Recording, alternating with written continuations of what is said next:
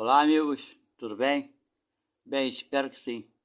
Estamos de volta aqui para darmos então continuidade à nossa leitura e estudo do Evangelho segundo o Espiritismo. Nos encontramos então no capítulo de número 15, cujo título principal é Fora da Caridade não há salvação. E vai falar sobre o que é preciso para ser salvo, parábola do bom samaritano, o maior mandamento, necessidade da caridade segundo São Paulo, fora da igreja não há salvação, fora da verdade não há salvação, instrução dos espíritos e fora da caridade não há salvação. Ok? Bem, vocês estão chegando aqui pela primeira vez, sejam muito bem-vindos. A nossa leitura e estudo aqui se faz por aproximadamente 30 minutos, um pouco mais ou um pouco menos, porque eu considero estudo, porque eu dou minhas opiniões aqui sobre as informações que nossos irmãos espíritos nos trouxeram, ok? Então, sem mais delongas, vamos para o que interessa. Ele vai falar agora sobre o que é preciso para ser salvo. Parábola do bom samaritano. Número 1.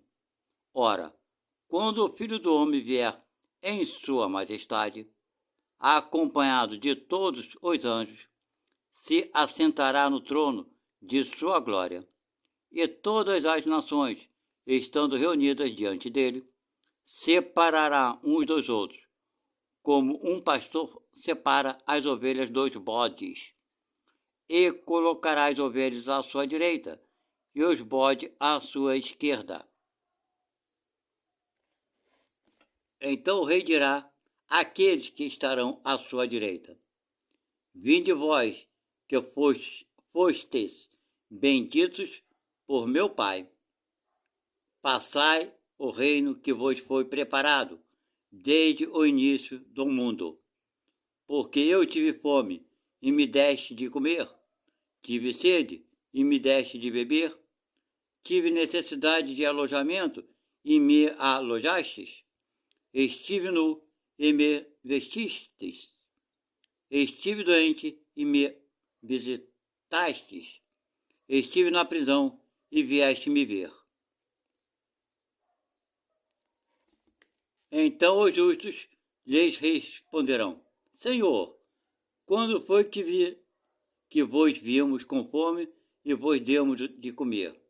Ou com sede e vos demos de beber?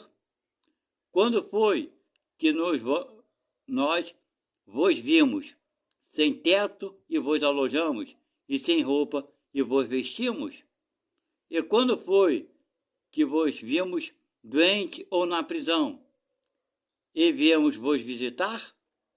E o rei lhe responderá: Eu vos digo, em verdade, quantas vezes o fizeste com relação a um destes mais pequenos de meus irmãos, foi a mim mesmo que o fizestes.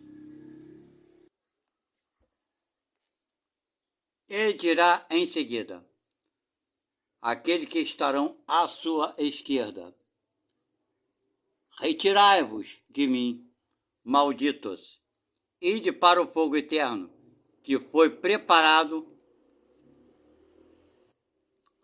para o diabo e para seus anjos. Porque eu tive fome, e não me deste de comer, tive sede, e não me deste de beber, tive necessidade de teto, e não me alojastes, estive nu, e não me vestistes, estive doente e na prisão, e não me visitastes. Então eles lhes responderam também: Senhor, quando foi que vos vimos com fome, com sede, ou sem roupa, ou doente, ou na prisão, e deixamos de vos assistir? Mas ele lhes responderá: Eu vos digo em verdade, todas as vezes que deixastes de dar essas proteções a um desses meus pequenos, deixaste de dá-las a mim mesmo. Eu falei meus pequenos não, mais pequenos, ok?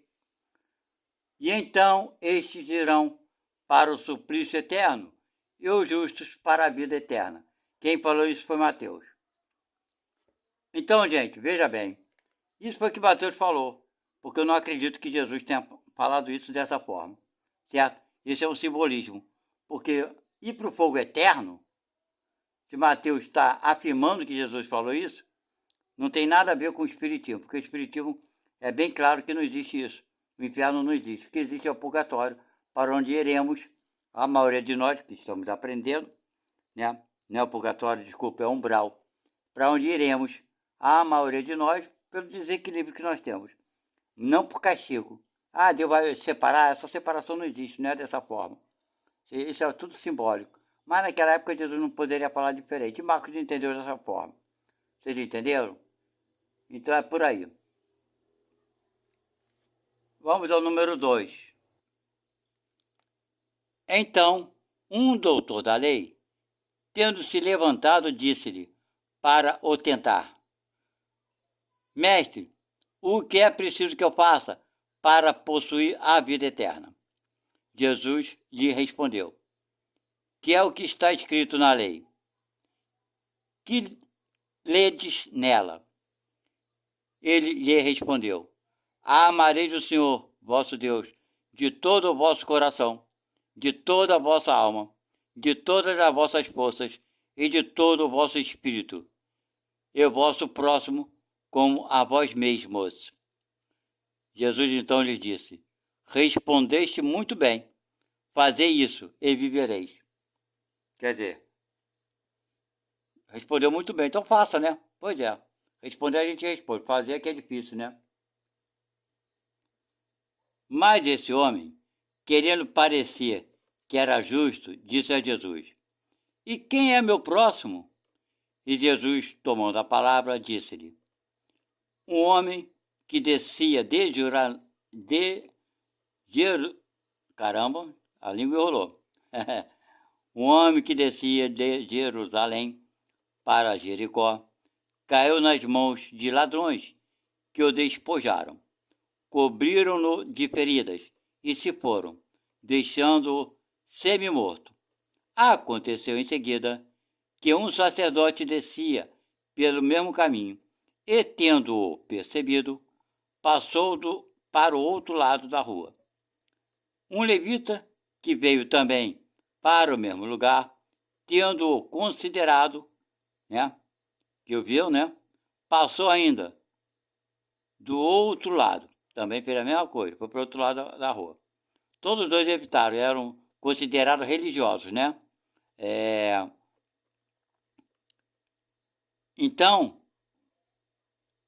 deixa eu ver aqui, parei, agora me perdi aqui. É um levita, né? Isso aí, veio um levita, que veio para o outro lado. Mas um samaritano que viajava, chegando ao lugar onde estava esse homem, e tendo-o visto, foi tocado de compaixão por ele. Aproximou-se, pois, dele, derramou óleo e vinho em suas feridas e as enfaixou. E, tendo-o colocado sobre seu cavalo, conduziu-o a uma hospedaria e cuidou dele. No dia seguinte, tirou 2 moedas e as deu ao hospedeiro, dizendo: Tende bastante cuidado com este homem, e tudo que dependerdes a mais, eu vos restituirei no meu regresso. E Jesus pergunta então: Qual desses 3 vos parece ter sido o próximo daquele que caiu nas mãos dos ladrões? O doutor lhe respondeu: Aquele que exerceu a misericórdia para com ele. E ele fala: E depois, disse-lhe Jesus, ia fazer o mesmo. Quem falou isso foi São Marcos. Então, vou explicar a vocês. O samaritano fez isso.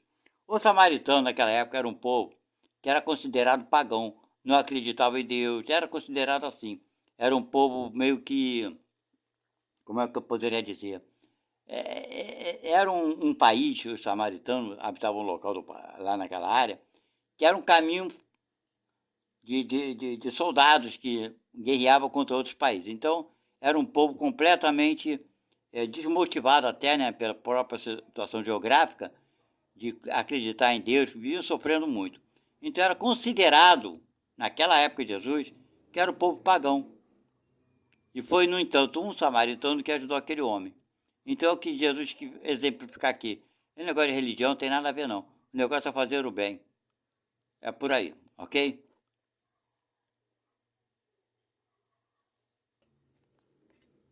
Número 3. Toda a moral de Jesus se resume na caridade e na humildade, quer dizer, nas duas virtudes contrárias ao egoísmo e ao orgulho. Em todos os seus ensinamentos, ele mostra essas virtudes como sendo o caminho da felicidade eterna. Bem-aventurados, disse ele, os pobres de espíritos, quer dizer, os humildes, porque deles é o reino dos céus. Bem-aventurados os que têm puro o coração. Bem-aventurados os que são brandos e pacíficos. Bem-aventurados os que são misericordiosos. Amai o vosso próximo como a vós mesmos. Fazei aos outros o que quererias que vos fizessem. Amai os vossos inimigos. Perdoai as ofensas, se quiserdes ser perdoados.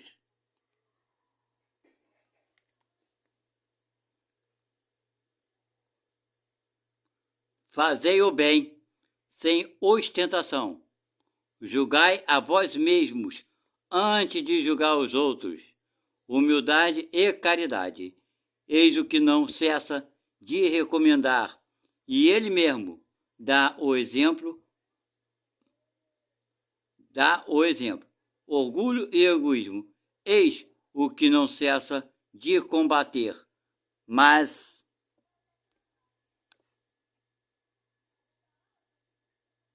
faz mais do que recomendar a caridade.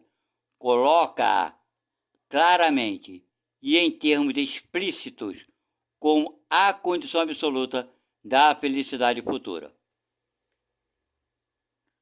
No quadro que Jesus deu do julgamento final, é preciso, como em muitas outras coisas, separar a figura e a alegoria, conforme eu falei antes, né?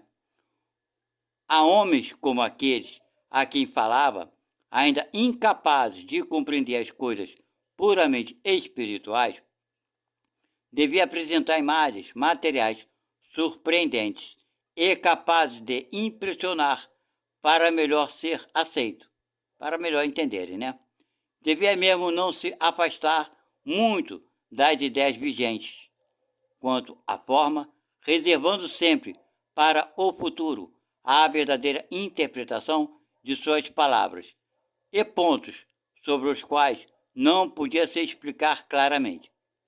Mas ao lado dessa parte acessória e figurada do quadro, há uma ideia dominante, a da felicidade que espera o justo e da infelicidade reservada ao mal. Nesse julgamento supremo, quais são os considerandos da sentença? Sobre o que dirige o inquérito, o juiz pergunta se cumpriu esta ou aquela formalidade, observou mais ou menos tal ou tal prática exterior? Não, ele não inquire, senão de uma coisa, a prática da caridade.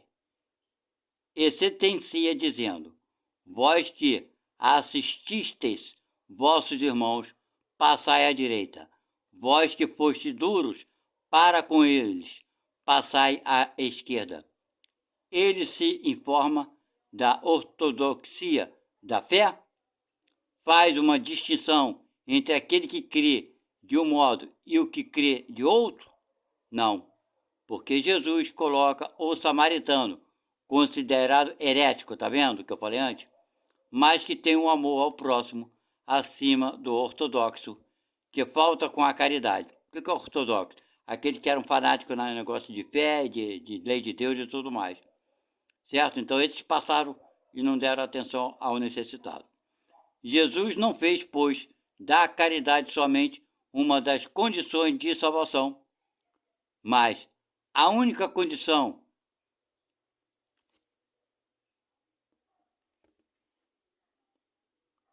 Se houvesse outras a serem preenchidas, ele as teria mencionado. Se coloca a caridade no primeiro plano, vou olhar para o lado, me perdi aqui, peraí.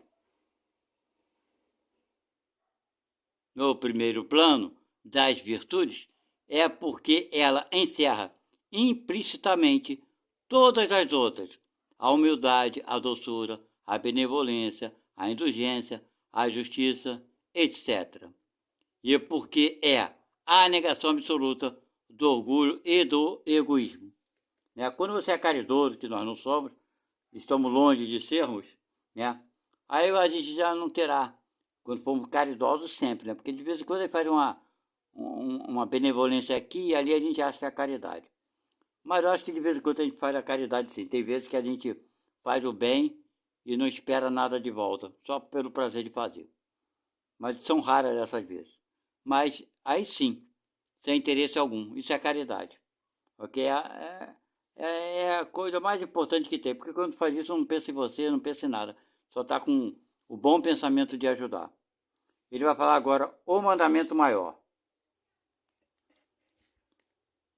Mas os fariseus, tendo sabido que ele tapara a boca dos saduceus, reuniram-se, e um deles, que era doutor da lei, veio-lhe fazer esta pergunta, para o tentar: Mestre, qual é o maior mandamento da lei?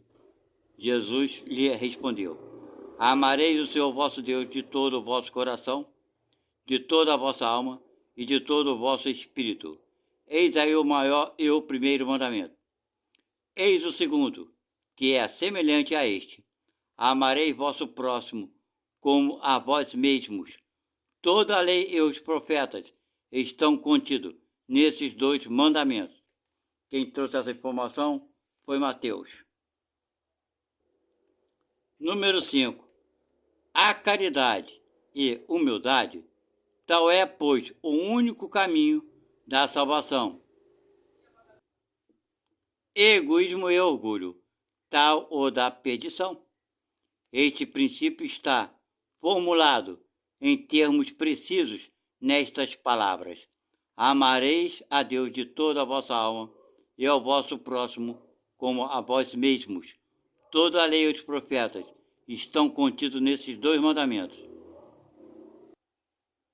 E para que não haja mais equívoco sobre a interpretação do amor de Deus e do próximo, ajunta: E eis o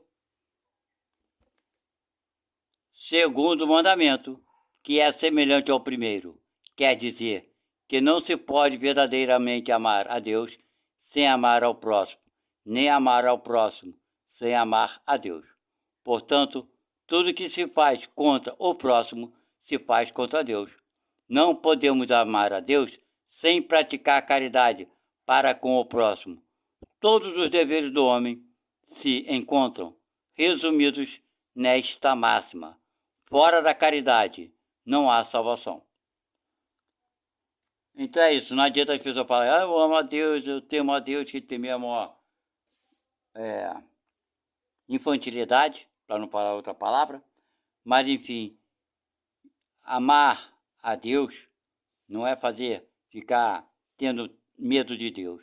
Não, ter pavor de Deus, isso não existe, porque Deus não é um pai de castigo, muito pelo contrário, é mais do que um pai, é um amigo. Vocês entenderam?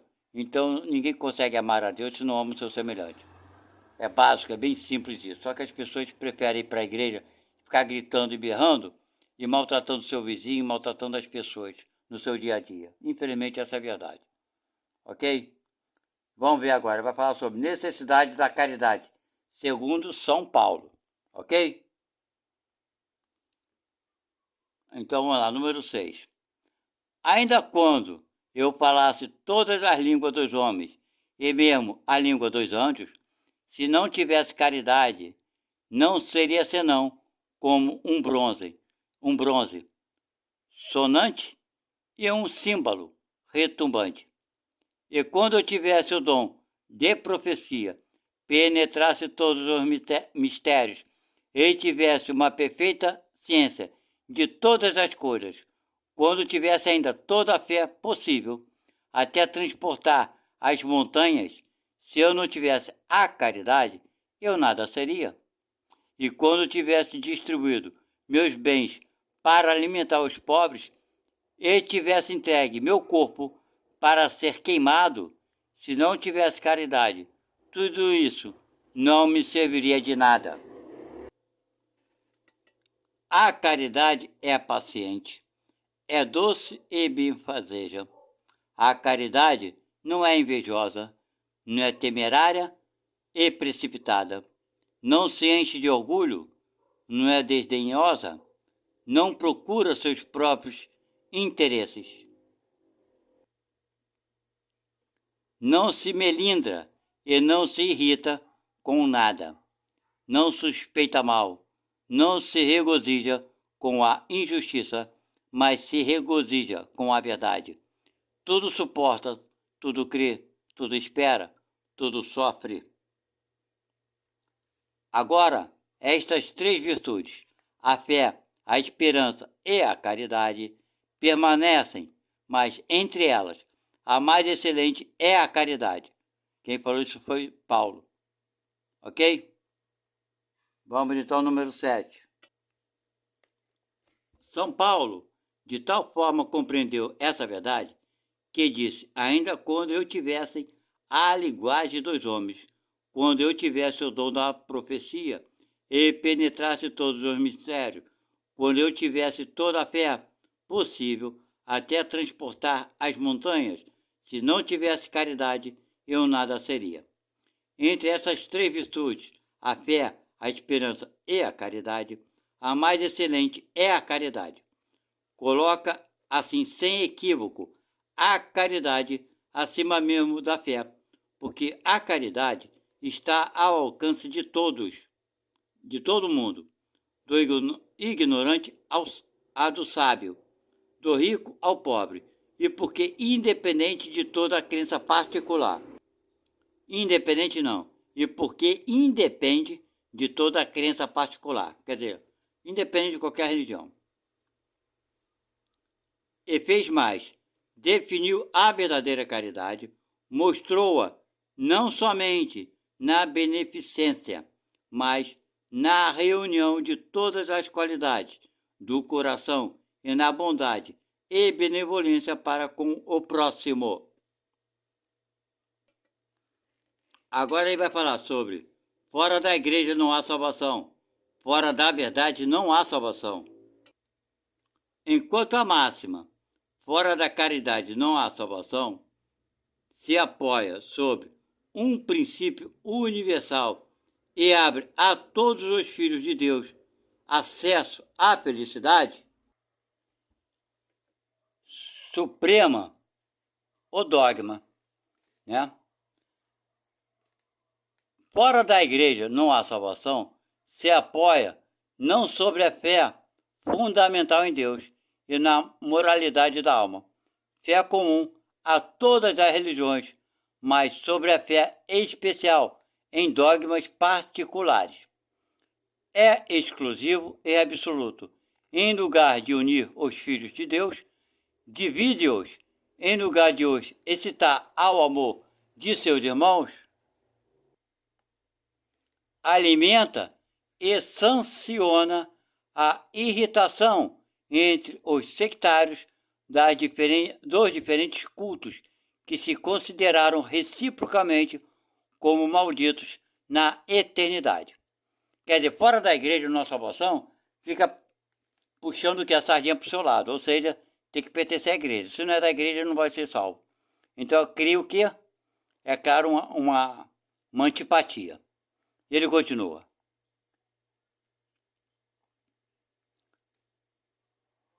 A máxima, fora da caridade, não há salvação, é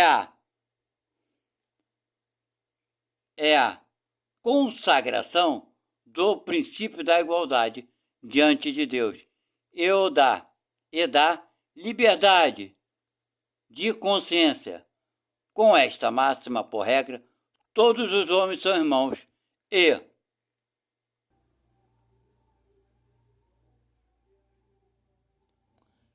E qualquer que seja a sua maneira de adorar a Deus, eles se estendem as mãos e oram uns pelos outros.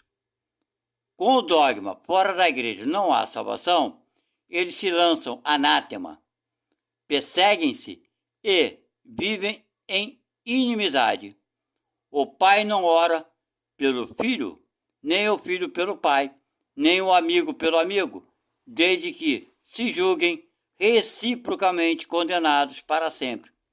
Esse dogma, pois, é essencialmente contrário ao ensinamento do Cristo e à lei evangélica. Vocês entenderam? Esse dogma fora da igreja, ele separa as pessoas, não é verdade? Quando fala fora da caridade, amplia tudo, não tem religião, não tem seita, não tem nada. É fazer o bem, não interessa a quem. Foi isso que Jesus nos trouxe. Vou ler esse último parágrafo, que é o número 9, né, que é de Paulo, e vamos parar, mas deixa eu puxar para baixo. Só um minuto. Fora da verdade não há salvação seria o equivalente que fora da igreja não há salvação, e também exclusivista, porque não há uma só seita que não pretenda ter o privilégio da verdade. Qual é o homem que pode se gabar de possuí-la inteiramente, quando o círculo do conhecimento aumenta sem cessar e as ideias se retificam a cada dia? A verdade absoluta não pertence senão aos espíritos, não é espírita não, tá, gente? Aos espíritos de ordem mais elevada. E a humanidade terrestre não poderia pretendê-la, porque não lhes é dado tudo saber. Ela não pode aspirar senão a uma verdade relativa e proporcional ao seu adiantamento. Se Deus houvesse feito da posse da verdade absoluta a condição expressa da felicidade futura, isso seria uma sentença de proscrição geral, enquanto que a caridade, mesmo na sua acepção mais ampla, pode ser praticada por todos. O Espiritismo, de acordo com o Evangelho, admitindo que a salvação independe da crença, conquanto que se observe a lei de Deus. Não diz fora do Espiritismo não há salvação. E como não pretende ensinar ainda toda a verdade, também não se diz fora da verdade não há salvação. Máxima que dividiria em lugar de unir e perpetuaria o antagonismo. Certo? Então, em vez de unir, ia separar, claro. Então, o Espiritismo não é dono da verdade, nunca foi. E no espírita que diz que tem a verdade, que conhece toda a verdade, ele não compreende muito bem ainda o Espiritismo. Ok? Então, gente, quando Jesus nos fala, é fora da caridade, não há salvação. É fazer o bem, não interessa a quem. Ninguém é dono da verdade. Ok? A verdade é absoluta sobre todas as coisas. Nós não temos nem condição de inteligência ainda para compreender como o universo, as suas regras totalmente, né? De como ele foi feito, de como ele se organiza, de como as coisas são, como são os diversos mundos, e etc. e tal. Ok? Não somos nós que vamos afirmar que isso é certo ou errado. Estamos todos aqui por um motivo, para aprender a amar, a aprender a ajudar. Ok? E essa é a máxima. Quando se fala salvação, ninguém, nem no Espiritismo, as pessoas às vezes não entendem isso. Ninguém vai ser salvo de nada. Essa salvação foi alegoricamente, foi uma alegoria, uma fantasia, uma palavra que eu não sei nem porquê as pessoas estão levando para o lado errado. Entendeu? Mas essa fantasia de salvação, ninguém vai ser salvo de nada. Você não tem por que ser salvo. Salvo de quê? Ninguém vai ser salvo. Agora sim, o Espiritismo traz o esclarecimento de que O que seria, na visão espírita, a salvação? Seria você melhorar seu comportamento de vida para com o próximo, para contigo mesmo, para com os outros, para que quando você desencarnar, chegar do outro lado, sofrer menos. Isso é salvação. É só sofrer um pouco menos por você ser melhor aqui na Terra. Tá? Porque ninguém vai sair daqui, vou me transformar para ser salvo. Você está fazendo por interesse, começa por aí. E você faz tudo por interesse, vai fazer a escolha atropeladamente, contra a sua própria vontade, não vai te servir de porcaria nenhuma, a não ser para te trazer mais problema. Faça de coração, então não faça, assim que eu penso. Embora seja estúpido e grosso, mas é verdade. É melhor você fazer uma coisa de coração do que fazer por interesse. Sabe por quê? Você vai fazer por interesse, vai se agredir, vai criar problemas, novos problemas que você não tinha quando se você não fizer nada. Não faça nada. Já está a tua vida do jeito que tá bom? Vai vendo a tua vida do jeito que tá bom. Não dê atenção a nada, é melhor do que você fazer as coisas por interesse, porque você não vai conquistar nada por interesse. Aqui na Terra, quando fazemos alguma coisa para os outros, para o vizinho, para o parente com interesse, nós recebemos o quê? Ingratidão. Sabe o que recebe ingratidão? Para você aprender que você deve fazer sem interesse. Entenderam isso? Então, quando a gente faz as coisas com interesse, mas meu filho, eu passei notícia em clara, eu ia para o médico, eu trabalhava para sustentar, agora ele é ingrato. Sabe por que você está reclamando que ele é ingrato? Porque você fez tudo com interesse. Qual foi o teu interesse? Eu não sei, mas foi interesse. Se você fizesse por respeito, por entender que é uma obrigação tua, já que tu botou no mundo, querendo ou não, é uma obrigação, é uma tarefa que você aceitou, mas meu filho é complicado. Cara, você já sabia que ele era complicado, você sabia que você ia lidar com a coisa difícil, você sabia disso, não adianta você falar que não sabia, gente.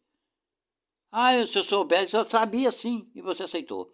Aí chega aqui, reclama, aí faz as coisas contra a vontade, por eu sou espírita, eu tenho que fazer porque eu sou espírita. Aí faz uma porção de coisa errada, contra a vontade para aquele filho ou filha.